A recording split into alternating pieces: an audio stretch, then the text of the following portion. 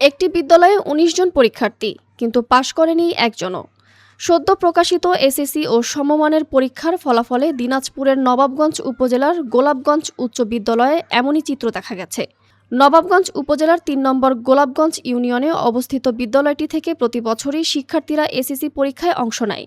তবে এবার বিদ্যালয়ের সব পরীক্ষার্থী অকৃতকার্য হওয়ায় বিষয়টি নিয়ে স্থানীয়দের মধ্যে তৈরি হয়েছে নানা প্রশ্ন। শিক্ষার মান, নিয়মিত পাঠদান এবং শিক্ষার্থীদের ক্লাসে উপস্থিতি, এসব বিষয় নিয়েই উঠছে প্রশ্ন। প্রধান শিক্ষক বলছেন, ফলাফল সন্তোষজনক না হওয়ায় বিষয়টি নিয়ে তারাও উদ্বিগ্ন। বিদ্যালয়ের শিক্ষার পরিবেশ আরও উন্নত করা, দুর্বল শিক্ষার্থীদের বাড়তি গুরুত্ব দেওয়া এবং নিয়মিত পাঠদান নিশ্চিত করতে প্রয়োজনীয় পদক্ষেপ নেওয়ার কথা জানিয়েছেন তিনি। 2026 সালে যারা পরীক্ষার্থী ছিল, আমরা তাদের সেই শিক্ষার্থীগুলোর মধ্যে সবচেয়ে বেশি ছিল আদিবাসী। তো এর মধ্যে থেকে দেখা যায় যে এই আদিবাসী ছাত্রছাত্রীগুলা, এদেরকে স্কুলে আনয়ন করা খুব আমাদের সমস্যা ছিল। আমরা তাদের বাড়ি বাড়ি যাই, বাড়ি বাড়ি যাওয়ার পর দেখা যায় যে তারা বিভিন্ন জায়গায় কাজ করতে যায়। কাজ করতে বলতে কেউ রিক্সা চালায়, কেউ ঢাকায় গার্মেন্টসে চাকরি করে, আবার কেউ জাহাজ কোম্পানি বিভিন্ন জায়গায় যায়। ওইভাবে করা অত্যন্ত অসচেতন। আমরা আমাদের সাধ্যমতো চেষ্টা করি এবং আগামীতে যে শিক্ষার্থীগুলো আছে তাদেরকে ভালো আনয়ন করার জন্য আমরা এখন একটা আপনার অভিভাবক সমাবেশ এখানে করব।